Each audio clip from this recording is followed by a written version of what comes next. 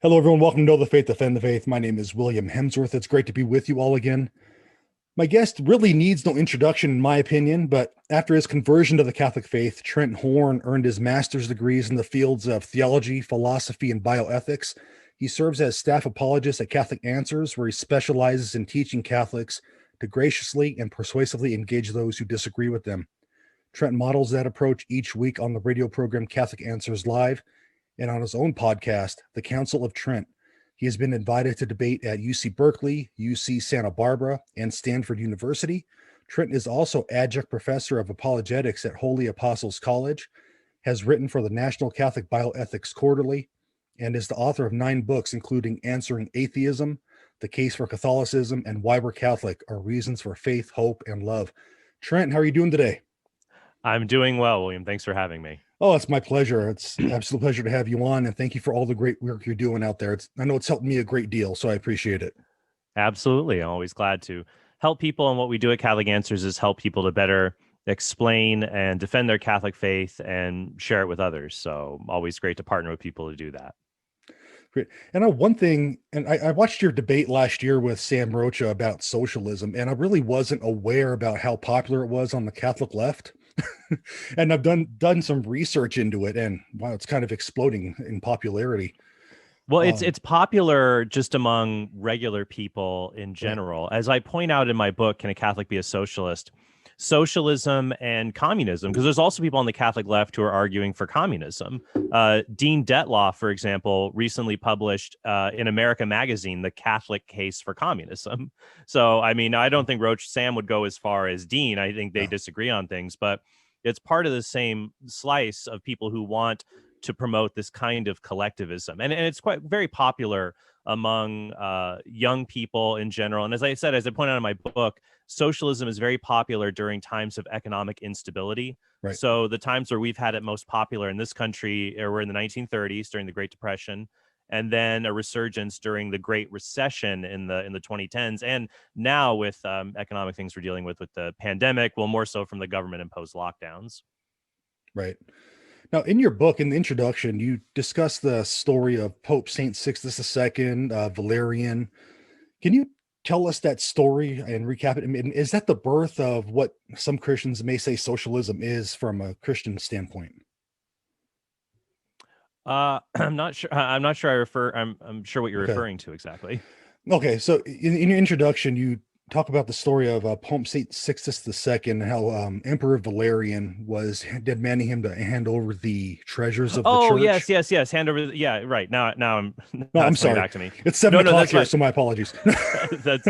that's fine. Right. So this was during the persecution of the church during the Roman Empire, and he's demanding. The emperor's demanding him to hand over the treasures of the church, and he just puts out his hand to the poor and says, well, these are the treasures of the church. And when we look at Christian teaching, we go all the way back to the New Testament onward, it is clear that Christians have a overriding moral duty to help the poor, to help the least among us, and to fight the evils of poverty. And I mean, in Matthew 25, Jesus said, separating the sheep and the goats, the ones who will go to life and ones who will go to damnation, are those who, did you feed Christ when he was in the poor, when he was hungry? Did you visit him when he was sick, clothed and naked?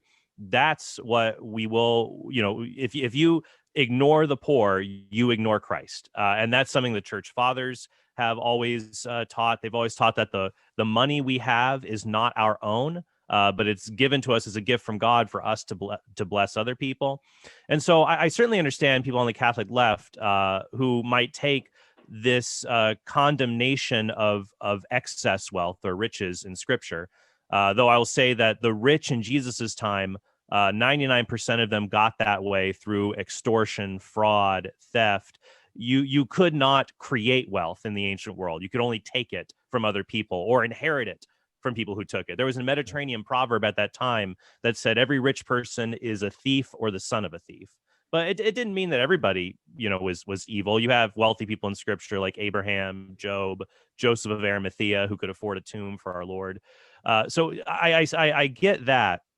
But where I think, as we'll talk about here in our discussion about socialism, The problem I think that arises is that we all agree, like I or Catholic socialists or other people, we all agree we ought to help the poor.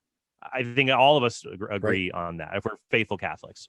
Where we disagree is what is the best means to help the poor. And I think where the crux of the disagreement is those who defend Catholic socialism, they are operating under good intentions. But someone like myself who might see capitalism or free markets as being the best way to help the poor, I'm operating from what the data and history show, both showing that this is a proven way to lift people out of poverty, and that socialism, it just doesn't work. It leads to disastrous consequences, which is something the popes have actually said over and over again for about 150 years. Okay. Now, can you define socialism for us? It seems like there's hard times with some people defining that term. Yes, and I think that was one of the things that was difficult in my discussion with Sam about socialism, and I even saw that he came on your show and talked about it. We need to have definitions of it. I'm not going to comment too much on what Sam said on your show because I'm not going to make this a rebuttal or anything like that. Right. No, I understand. But even there, he chose to not offer a definition. Rather, Sam's approach, as he showed in the debate, and then since then, is to say, well, here are some Catholic venerables. They call themselves socialists. Let's just say that I'm not going to give a definition. This is an example, and he points to these Catholic figures who identify themselves with socialist language, and that's just not helpful for me. If we're going to go down that route, I would say, okay, if we're not going to use a definition, we're just going to use examples. Then I would like to use examples, and that would include the Soviet Union, North Korea, Algeria, and then in more recent times, things like Venezuela. Though people usually counter that and they say, well, that's not real socialism. To which I then say, well, what's your definition? Because socialists, they disagree about a lot of things. But the main thing with socialism is that, and actually, I should have it here. Let's see, the dictionary of economics. It says that socialism is where the major part of the means of production of goods and services is in some sense socially owned and operated. So the difference with capitalism and socialism is, okay, we have the means of production, factories, businesses, housing enterprises, land, intellectual capital, the things that we use to generate wealth. Who owns them? Capitalism would say that individuals and firms should be the majority owners of these things, private companies, private individuals, though, of course, there's going to be government regulation of that.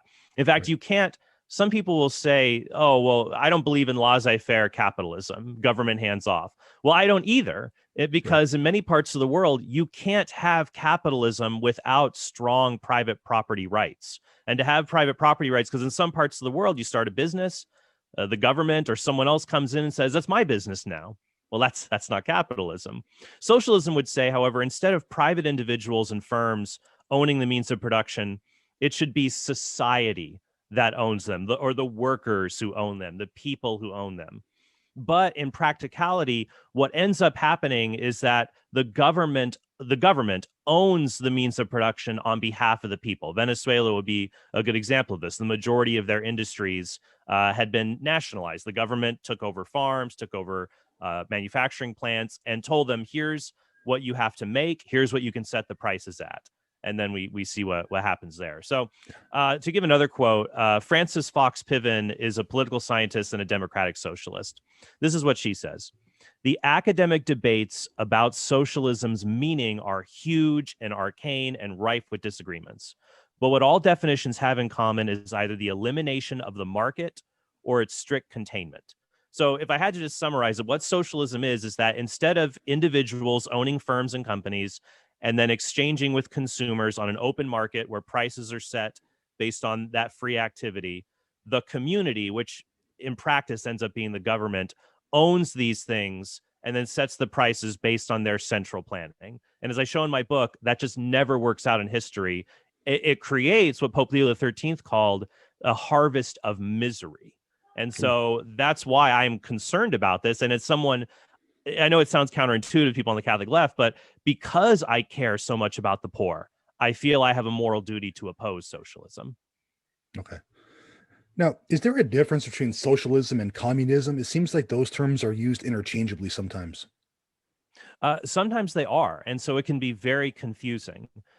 Some people, well, a very common thing people will do is that they'll say, well, the difference between socialism and communism is that communism is authoritarian, and we don't want to have authoritarian, a secret police and stifling freedom. So we want freedom and we want socialism.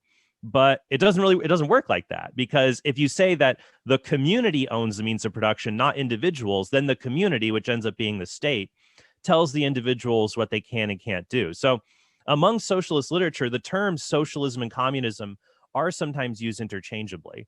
But it's not, authoritarianism is not the difference. And it doesn't really explain the two of them. It'd be like if I said, well, the difference between a retiker and a Mosler is that a retiker is faster.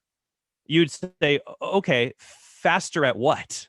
We still don't have a definition, and under those terms, you'd say, well, wait, what are those things? Okay, one is faster, but what do they do? It's the same thing with socialism and communism. You just say the difference is one is authoritarian and one isn't. That doesn't tell us what the things are. But the problem is, what ends up happening is that socialism ends up becoming authoritarian because the community says you can't sell things at this price, you can't sell things to these people. The community decides that. So if you go back to the Soviet Union, Vladimir Lenin wrote in a book called The State and Revolution. This is interesting what he says. In the first phase of communist society, usually called socialism, bourgeoisie law is not abolished in its entirety, but only in part, only in proportion to the economic revolution so far attained. So for Marxists, socialism was essentially the state trying to create a workers' country. It was a midway point to getting to communism, where the goal under communism was there's no employers, employees, no rich and poor, no government and citizens. The goal of communism is a classless society. And the idea is that if there are no classes, there's no conflict, and we've reached the maximum of human flourishing. Socialism is a midway point where we still have government, we still have employers, but government manages everything, which once you see in the Soviet Union, it didn't work out well. Right. And other countries too. You pointed out Venezuela as another one recently. So, yeah, and to say with Venezuela, a lot of people will say, what's interesting there, Venezuela is a very helpful example, because many Catholics who defend socialism are quick to say, oh, well, the Soviet Union and Maoist China, that's not real socialism, even though people at the time did say that it was. You look at Walter Duranty, for example, was a reporter for the New York Times, and he was a Marxist. He loved communism, but he hid the Ukrainian famine in the early 1930s. He hid it from the world, essentially, and said that all economies should be like Russia, and it's a workers' paradise here. But 5 to 6 million people starved to death in something called the Holodomor. That means to murder by starvation in Ukrainian, because all the food production had been collectivized. You couldn't just do individual food production anymore. So the point is that back then they did say this is great until the atrocities came forward. Now, William, what people say is, well, that wasn't real socialism. That's not real socialism. But with Venezuela, what's helpful is I show in my book in the early 2000s. We got the internet now. You can show people on the left saying this is socialism. It works, because prior to 2013, hey, Venezuela was thriving. You could go to the supermarkets were subsidized by the government, so food was dirt cheap. Utilities were supposed to be free. Hey, it's all great. And people are saying, we don't always agree with Chavez's strong arm tactics, but hey, they can teach us what a humane economy looks like. So you get people saying this is socialism that's working. Then after the economy's collapse in 2013, everybody wants to backtrack. Oh, we never said it was socialism. Yeah, you did. And then they try to say, well, it's not because of socialism. It's because oil prices plunged. And that's why Venezuela went down the tube. Yeah, but Kuwait didn't go down the tube. The United Arab Emirates didn't go down the tube. They're primarily oil exporters. Or they'll say, well, no, it wasn't socialism. It was the fact that Chavez and Maduro grossly mismanaged the country. But socialism is the idea that the government, the community, manages everything. So that is socialism by definition. So that's why I think that when people are talking about it, if we're going to use examples, we shouldn't use examples of Catholic blesseds or venerables who describe themselves in so-called socialist language. We should use examples of countries that call themselves socialist and see what happens in them. Okay. Now, also in your book, you describe the confusion between social programs and socialism. Can you go over that for us? I think that's a big thing. Absolutely. There's a lot of people who endorse socialism. And frankly, I believe that this is the fault of a lot of self-described Republicans and conservatives who cry wolf. So they'll say, anytime that they hear government is going to do this food stamp or entitlement program, or is going to be spending money on this healthcare program, they say, oh, this is socialism.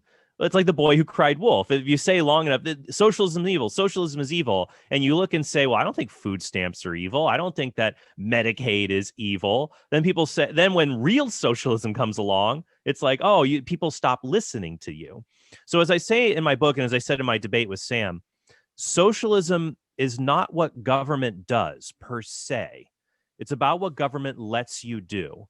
So the fact that government spends its tax revenue on public goods, that is not what makes a socialist country. Like if you compare the socialist, if you compare the Soviet Union, for example, and the United States during the Cold War, both of them had public parks, public libraries, public hospitals. But clearly we had different economies. The idea here is that in the Soviet Union, they also controlled the majority of the government controlled the majority of the industries. So an analogy I would give is imagine you went to an actual fair. Okay, like they're little booths, like a Renaissance fair. You go to the booths. One's got your chili, one's got your turkey legs. You got these little booths at the fair, right? And one of the booths is run by the government. And they say, we're going to sell turkey legs for $2 a leg, but you got to make less than $40,000 a year. Fine. That's great. Okay. That's your booth. I might want that, but this other booth might do really great turkey legs, and I got to pay more for it, but I want really good turkey legs, the big honking ones. Right. And even if the government says, we run this booth, and we also have a rule that says every booth at the fair needs a fire extinguisher. Okay, fine. That's a sensible thing so that we can have a fair at all. Okay. But if it turned out that every booth, even though it has different names on the top of the booths, they're all still run by the government and all the prices are set the same by them, and it's all essentially one company, the government running them, or the majority of them. And the government said, you can't set up your own booth. You have to set it up through us and according to our terms. That would be socialism. And when we see that happening in the modern terms, Venezuela, Cuba, what ends up happening is that government is not in a position to know what people's needs are. And so when they try to set prices for things, which we can even get into later to talk about, they aren't able to accurately price things. And so this leads to abundance of things people don't want and shortages of things that they do want, including vital groceries and medicines and foodstuffs. And that's what we've seen in Venezuela and every country that has tried socialism, real socialism. Well, let's go ahead and get into that now, because I saw a documentary similar to what you talked about, and they were talking about Cuba. And they talk about the glory days where the groceries were stocked, and now you can barely find a loaf of bread. So how does the price, how's setting the prices factor into that? Well, we have to go back to, and this is where I think I'll run into a big divide with people, with Catholic socialists or other people who describe themselves as socialists, and including some people, more conservative individuals who reject socialism but embrace like Chestertonian distributism. I think a big thing that they kind of align with the socialists on that is that we disagree about the role of prices.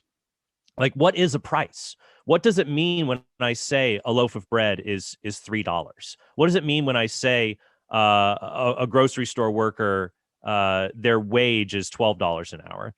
Well, a price in basic economic principles that are outside of Marxism or things like that, a price is a signaling device. It's just a way to tell you something about the supply or demand of that thing. So if it's like I wanted to take my kids to a monster truck show on Saturday, all right, and so I was going to buy tickets for them. And in the stadium, there's different prices for the seats I sit in. Like there's super luxurious seats that were like $200 a seat. I'm not paying $200 to take my kids to see monster trucks, but some people will. Is it unfair that it's priced at $200? No, because those are like the primo seats, and there's very few of them. That $200 tells me there's not a lot of these things. So if I want it, I'm going to have to pay a lot to get it. But the ones that are $15, well, hey, there's a ton of these. They may not be great, but there's a ton of them. And so that also tells the monster truck show, hey, if nobody's like, if no one's buying, like if you set the price at like $50 for the regular seats and no one's buying, that shows you haven't met, there's no demand for $50 monster truck seats, but there may be demand for $15 ones. And so prices are set dynamically. Producers set them in response to consumer demand and also to economic supply. Like let's say your rye fields get wiped out and you don't have rye, you have barely any rye bread. So what do? Well, if you raise the price, then you show people, hey, we don't have a lot of rye bread. If you want more, you're going to have to pay a lot more to increase its production. Because if you don't, then people will say, oh, well, it's cheap now. I'm going to buy a ton of it, even if I don't need it. And that creates the shortages. So you look in a place like Cuba. Why are there shortages in Cuba? Some people will say, well, during the Cold War, there was the Americans placed an embargo on Cuba for trade. That's why they have these shortages. That doesn't explain, though, how the Soviet Union propped them up, and they were a very large exporter there. The big problem is when you go into Cuba, almost because the government centrally controls the economy, everything is a black market. You can't just, and if you want to get a pipe fixed, you have to wait for the state plumber to come and do it. It could take 6 weeks. You can't just say, I'm going to set up a plumbing shop. You can't do that without the government's permission. In Cuba, it's amazing. I mean, it's crazy. There are people who face 20 years in prison for selling eggs and chicken on the black market.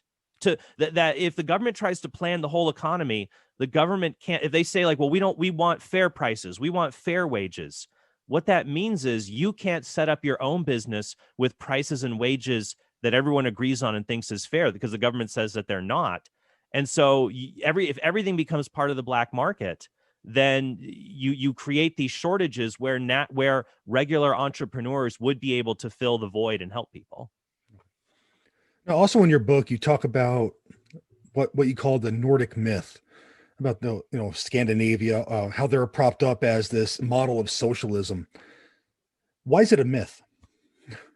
Well, it's a myth because remember, what is our definition of socialism? Socialism is not just government benefits for people. The Nordic countries have very generous social benefit programs for their citizens, though that comes at a cost with a trade-off. They also have very high tax rates. Yeah. They have health insurance plans that can have significant waiting times. They restrict, in many of the Nordic countries, they restrict private and homeschooling education. So in any economic plan, there is always going to be trade-offs that you're going to have. But at the bottom line, the Nordic countries, the government does not control the majority of industry. So people who say, oh, we should be socialists, like if someone who says we should be socialists, we shouldn't have billionaires, we should be like Sweden. I got news for you. Sweden has more billionaires per capita than the United States. I mean, all that IKEA money is going to go somewhere, right? Exactly. But it's true. They have thriving industries. They tried socialism 30 or 40 years ago, more socialist policies, and it didn't work. So these countries, and they're also relatively small. People say, why can't we be like Sweden? Someone asked President Obama this during the financial crisis. They said to Obama, why don't you just nationalize the banks? They did that in Sweden. And Obama said, well, Sweden has like 5 banks. We have thousands of banks. The capital markets are too vast. We just can't do that. I mean, there's like 5 to 8 million people in each of the Nordic countries compared to 330 million people here in the United States. I mean, people will say, well, the Nordic countries have such a high standard of living. Well, actually, the country with the highest standard of living is Monaco. But there's only like 800,000 people, and they're all just rich people who drive around in their race cars. It's easy when you have like a really small country. The smaller the country, it's easier to manage the standard of living. When you go to countries with more than 100 million people in them, the ones with the highest standard of living are Japan and the United States, both of which are fairly capitalist. So, and as I say in my book, like the prime minister of Denmark in 2015 said, we are not socialist, we're capitalist countries. And so, as I say in my book, The Nordic model is not socialism, so Catholics can reasonably disagree about it, but don't try to say that that's what it is. Instead, let's look at the actual models where it's been practiced throughout history, and you see that it doesn't work. So, regarding socialism, the church has said a lot, especially during the 1930s and well, even up to now. What are some of the things the church has said about socialism, about why it's wrong? Sure. And what it said, even in the 1930s, but also this was reaffirmed in Mater et Magistra in the 1960s, saying that no Catholic could even subscribe to moderate socialism. And these same things are reaffirmed in Centusimus Annus. And even today, Pope Francis has said Marxism is a failed idea. He says, I know some nice Marxists, but Marxism itself is a failed idea. The church has outlined several reasons. If you want to get the bulk of the reasons why the church opposes socialism, Pope Leo XIII's encyclical Rerum Novarum really speaks to that. It was published in the 1890s. And there he says that first, the community of goods must be rejected because, and this is the idea of the community owning the means of production, not individuals. So what Pope Leo said is that we should give the poor an opportunity to do is to be able to work, have a life of thrift, and for a poor man to be able to own his own farm, his own tract of land, to be able to tend to it, and then to give it to his children by inheritance, to then set them further ahead than he was. And that was what Pope Leo recommended for wealth, as well as to protect these workers and unions and things like that, especially if they're not agricultural, if they're farmers, or if they're, manufacturers, things like that. But he said that the community of goods, the idea that if the means of production are owned communally, and essentially you work on behalf of the state, it destroys initiative, industry, it takes away the right to, and Pope Leo is very clear, there's a right to own private property that does not come from the state, that comes from we should be able to take care of ourselves. This also goes to the principle of subsidiarity, that the family should be the central unit of society, not the state or the government. So I'll give you an example of this with something modern, because some people will say, well, Trent, that was, socialists 130 years ago. But even then you had people, non-Marxist socialists, who were saying that the national income should be divided equally among people. Okay. Good luck getting people to work at the crummy jobs if everybody makes the same, right? Or yes. the highly skilled jobs. Why go to med school for 8 years if you make the same as the guy who works at the movie theater? Now they'll say, well, we're not talking about that now. We're not talking about those things. Well, I was watching an interview the other day. So I was reading an article about the housing crisis. It's hard with the pandemic. People are losing their jobs. They're worried about getting evicted. And so the housing authority in New York was, placing a moratorium on evictions. And we can debate the merits of those policies. But one of the government housing officials in New York said, ultimately, my dream for housing policy would be this. This is something she said just like a few months ago, that everyone pays 30% of their income towards housing. And then, so everyone has a right to housing. I mean, try to think of this as a solution. Everyone pays 30% of their income to housing, and then you're guaranteed housing. So if you don't have a job, if you make $0, you pay $0, you get housing. If you make $500,000 a year, or it's like $1 million a year, you pay $300,000 a year and you get housing. And the government plans and organizes this.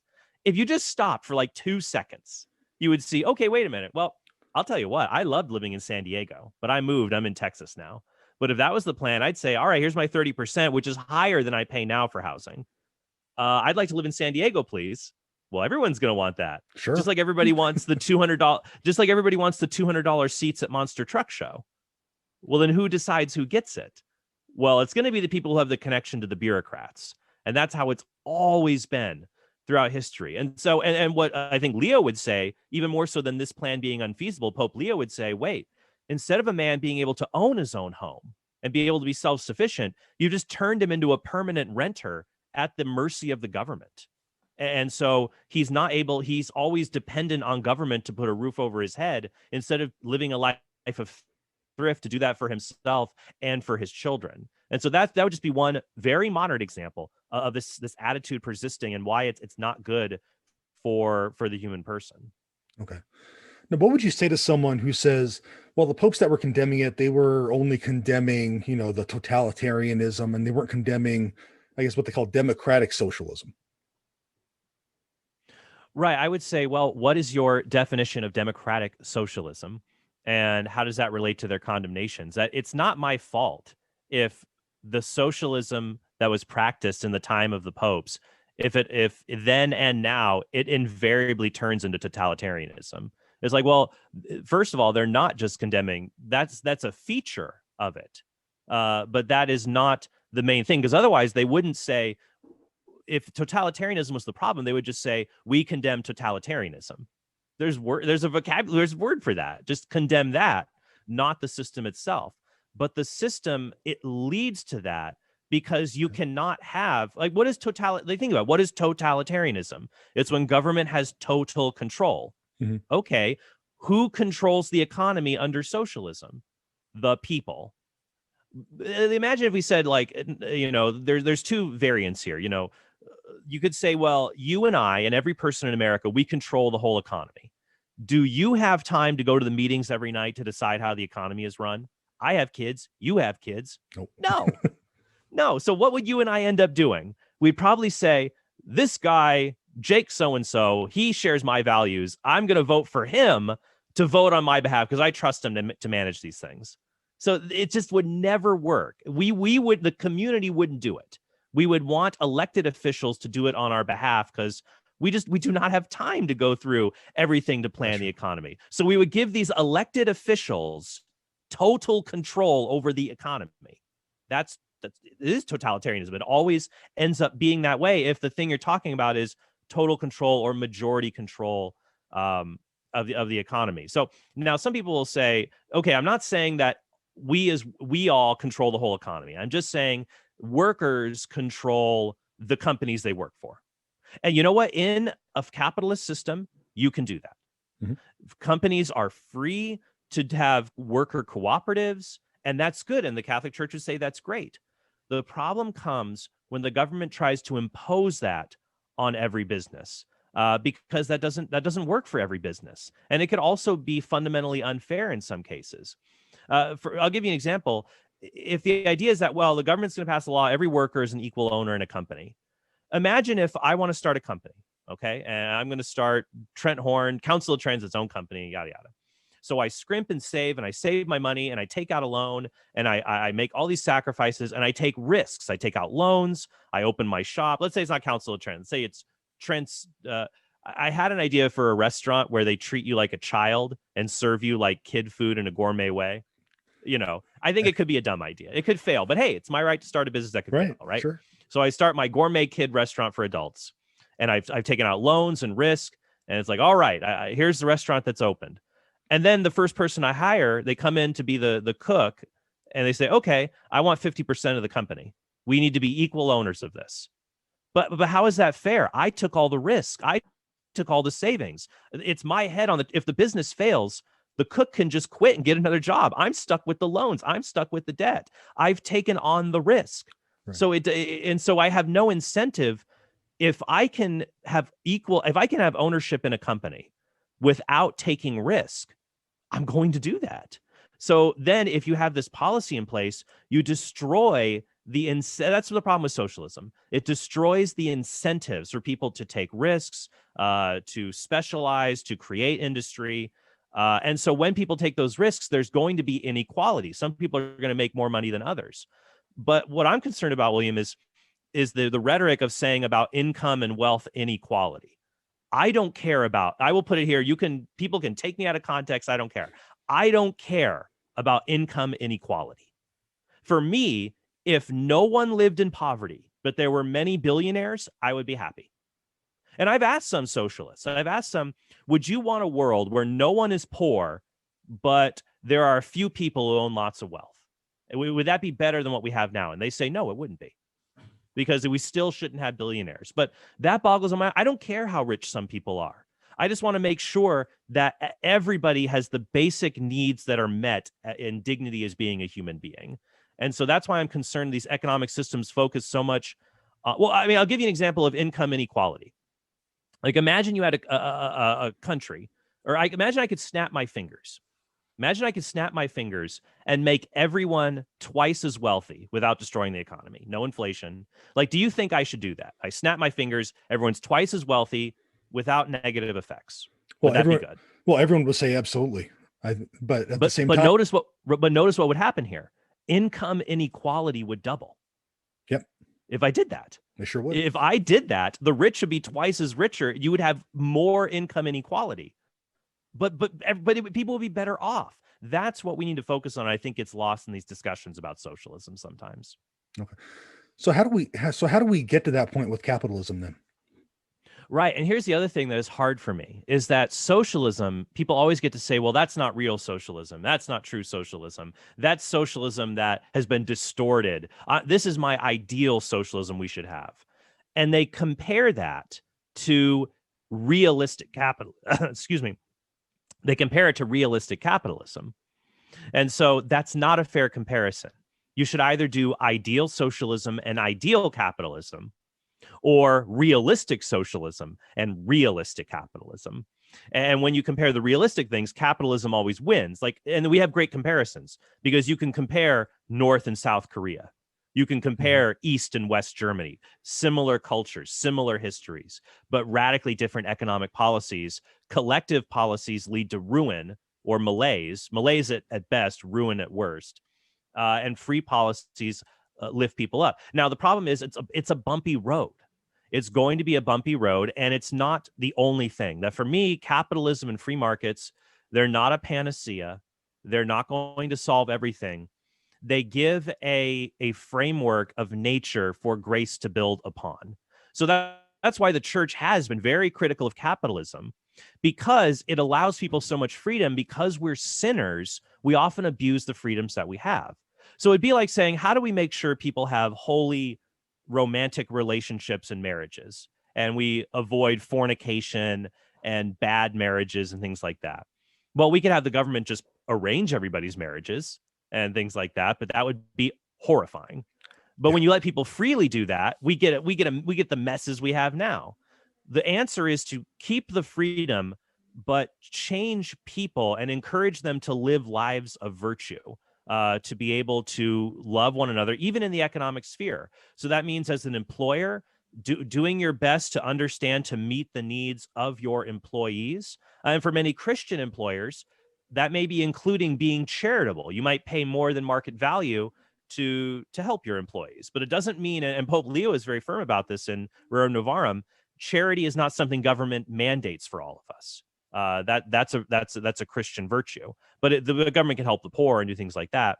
I would say that it's just important in the markets to treat other individuals as human beings, and also for consumers as well, to be mindful of that and to use the money we have been blessed with for charitable and business enterprises in a way that that maximizes human flourishing and helps to build people up the basic elements and the things that they need. But I would say ultimately, the more freedom we have to be able to do that and respect the basic rights of others, things naturally tend in that direction.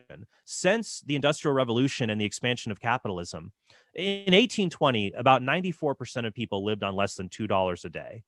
Today, that's less than 10% of people. Like in East Asia, just back in the 1960s, it was like 40% of people lived in extreme poverty. That's dropped to 10% because of the ability to increase markets and allow people to build and create wealth. And I think that's a way forward, but we have to understand that it's a framework. We always have to add grace upon it to reach its maximum benefits. Okay. And I guess for those that may say, I want socialism because I just want to care for the poor. And obviously we can do that in capitalism as well. Right. But how could you and I as individual Catholics help with that? Well, there's a variety of things that we can do. And I think that once again, if we're going to help the poor, we have to understand good intentions are not enough. That's the main problem with socialism, because good intentions can lead to very negative consequences. So for example, there's Tom's Shoes. Tom's Shoes, you buy a pair of shoes from Tom's for $60. He donates a pair to Africa for kids who don't have shoes. At first you think, oh, that's great. That's going to be really helpful. Kids, I get shoes. A kid in Africa gets free shoes. What could be bad about that? And it's great for Tom's shoes because it costs them what, like $8 to make a pair of shoes. Right. So, you know, it's like they're selling you a $60 pair for $52. They're still making a profit. Here's the problem. What about all the people in Africa who make shoes? What about everyone who owns a shoemaking business in Africa? The person who works in a shoemaking factory or business there? What will happen to them? They cannot compete with free Tom's shoes. And the people of Africa can't just go to the store and buy shoes. They're dependent on us for the shoes to come from America to clothe them. We've created a perverse dependency that actually keeps people poor, that they still aren't wealthy enough to buy their own shoes. Rather, what you need to do, the problem in African countries, Greg Mills has a great book on this, Why Africa is Poor, is you have kleptocracies. You could start a government one day, you could start a business and it's thriving, and the government comes in and says, we're taking over your business. We think it's in the country's interest. We're taking your profits. We're going to run your business now. Sorry, it's ours. Or there's no, in Africa, like people, we don't know who owns which land. A major thing in the developing world, why farmers and others are poor, is nobody knows whose land belongs to who. So take care of it because somebody will say, never mind, that's my land. And if it's not yours, or if you feel like you won't be able to hold on to it, then you can't invest in it. Or for me as an American investor, I'm not going to give money to an African shoe store if one, it has to compete with Tom's, and two, in a month, the government could take it over and I lose my investment. So by creating, encouraging businesses, so that's why things that I believe in, there's lots of things you can do. I'll give you a few examples. One are microloans. I believe in, I don't like big charities, but giving $100 to a Burmese goat farmer to buy, you know, or to buy another thing that he needs to make goat milk, whatever. And then I make it a 0% interest loan. And then he pays it back. And then I use that to help another person who's starting a garment company that they just need a bit to get going to keep their business going. I think microloans are great. I think charity, though, is ultimately another thing we should focus on, but be efficient about it. One of the things I like to give to is a group called Against Malaria. Like for $3, you can send a malaria net to Central America that will save somebody's life. Malaria kills tens of thousands of people every year, and a $3 net will save somebody's life. And it's just a simple thing that will end up being life-saving and confront the greatest harms people face today. So I would say that we should, in our local sphere, help people, look locally. You know, if you see someone who's homeless, give them a homeless bag or give them resources to find a center, but then also think globally of the people who are most in need and find very efficient ways to help them, which can obviously be very inexpensive and help many people. Right. I was in the banking business for 15 years, and the microloan thing would help so many people that it's not, there's a big market out there for it. I think we can help a lot of people with that. It's great. And what's great about it is you can keep building, because if you loan the $100, it comes back to you. You give it to somebody else. Right. It's a great way to, rather than just giving $100, that you will maximize the good you're able to do. Right. Now, Trent, you're a very busy guy. So what do you have next on your plate? Do you have any debates or writing any more books or anything? Yeah, I got a debate on the resurrection. I actually have a baptism I have to get off to very soon. So right after this, got to go to a baptism. Godparents, very blessed to be that. I got a debate on the resurrection coming up soon. I'm writing a new book, a dialogue book on the faith, my first dialogue book. And then more podcasts. People can check me out at the Counsel of Trent on YouTube, iTunes, Google Play. I do 3 episodes a week. It's a lot of fun. I'm keeping busy. I got my kiddos and wife here. I love it. All right, good. Well, Trent, thanks for taking some time to come on here with me. I really appreciate it. Absolutely. Thank you so much for having me. Would love to come back on again. All right. Sounds good. God bless.